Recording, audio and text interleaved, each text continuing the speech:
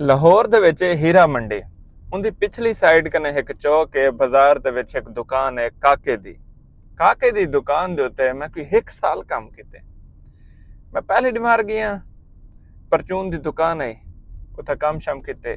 ਦੂਜੀ ਦੀਵਾਰ ਜਲੇ ਦੁਕਾਨ ਬੰਦ ਕੀਤੀ ਹੈ ਤੇ ਮੈਂ ਕਾਕੇ ਕਨੇ ਪੁੱਛੇ ਪਾਜੀ ਮੈਂ ਸ਼ੈਂਪੂ ਲੈ ਲਵਾਂ। धावना शावना होंगे ना तो शैंपू तो चाहिए होंगी। उन्हें मैं कोई हैरत नाल डिठे मैं डर गया। काका बड़ा मशहूर है कि बड़ा ही गुस्सा करेंदे, बड़ा ही कोई यक बंदा है, मतलब कोई उनके कने कम ना करदा, कोई छुआर उनके कने 10-15 दिन ना टिकदा, दुकान छोड़ के भज वेंदा। क्या है जी मंदे कडेंदे कुटेंदे, बड़ा सख्त बंदा है। और इवें प्यार नाल जो लावे ना ये पुछदा आ गया है वो बंदे दा त्राह निकता वेंदा है। ये जरा वड्डा बंदा जले आखे। खैर मैं काके को आखे जी काका जी एक शैंपू, और काके में कोई में हैरत नाल डिठे। मैं डर गया, मैं कि यार ना मंगनी आई, आज मेरी बारी आ गई है, ले ठीक। मैं एक पत्ती पट की दी ना शैंपू दी ते भाई डमार वाला मैं हिम्मत करने मैंने मजदूरी हॉस्टल ही रहा मैं तो कम तो करना ही वाला चीज़ां भी चाहिए होने, तनख्वाह तो मिलती महीने के बाद।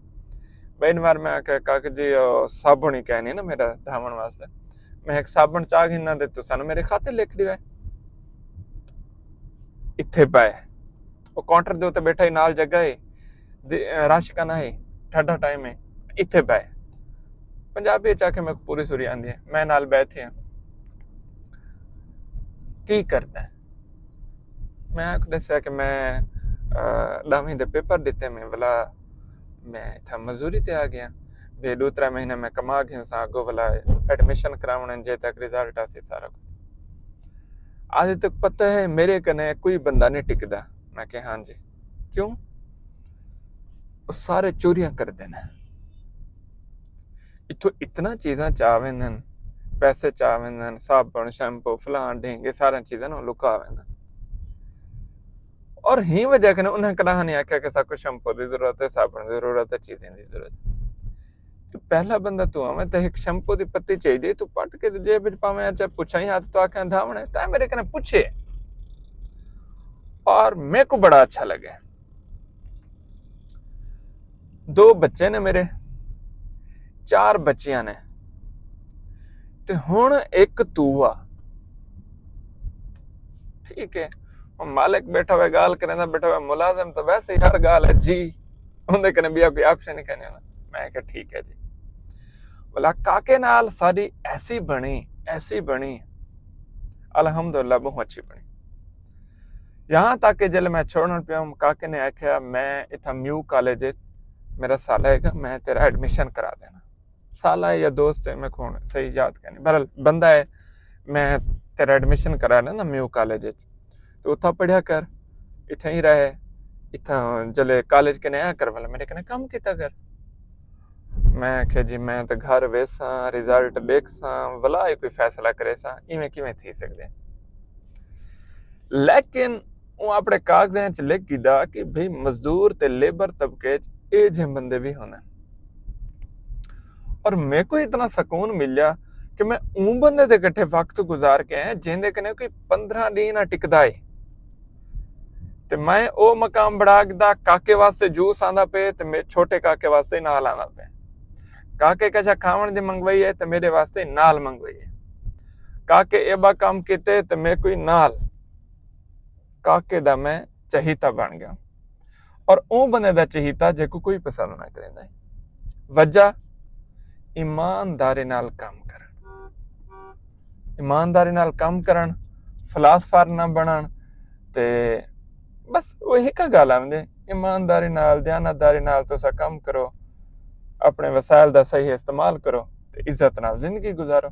सारा मसला क्या है असां सारे चंद्रे इवें क्यों वध रहे हैं?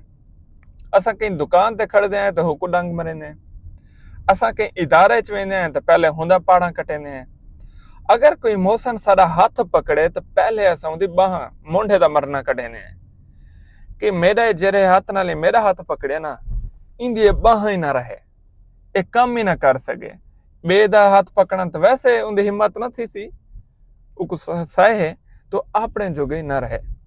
ये सारी फितरत है, सारी आदत है। और हिंदी वजह कने साडी सोसाइटी असा खैर नाल सारे कने पिछों तो आपको पठान अगो निकल दिखसन बलोच दिसन हर कौम दिसी सराकी ना दिसन क्यों सराकी एक खास गाल है जरा हाथ देवे उंदा मुंडा लहा गिनो माजरत दे नाल जिन्हें लोग इन आदत है होना इंदा दिसेंदा पिया जरा हाथ देवे उंदा मुंडा छेक गिनो लहा गिनो ओ बे को हाथ देवन जोगे ही ना होवे ते अपने काम जोगे ही ना होवे और मैं मेरे उते कि अल्लाह पाक बचपन कने राजी है उस्तादे ना दुआवन वालदैन दा साया है अल्लाह पाक दी रहमत है मैं बचपन कने कि अल्लाह पाक ने मेरी छठी हिस्सा आन रखियो है और सही गल्ला दी तमीज है शऊर है और मैं मुए ही चलदा रह गया और हूं वजह कने जेरे लोग फलासफरन ओ आज तक उथे मजदूरी करें देखना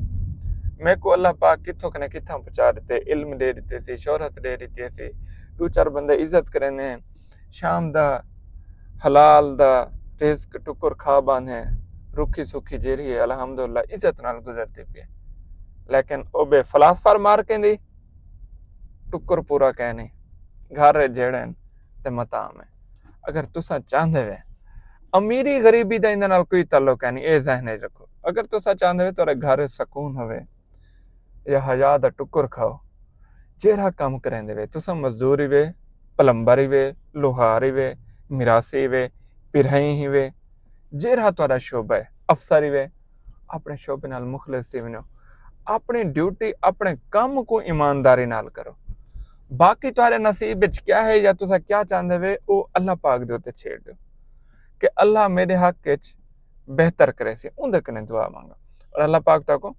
जरूर कामयाब करे सी वसदे रहो किथों कने वीडियो देते पे वे और आजकल क्या करेंदे पे वे सियाले दी क्या पोजीशन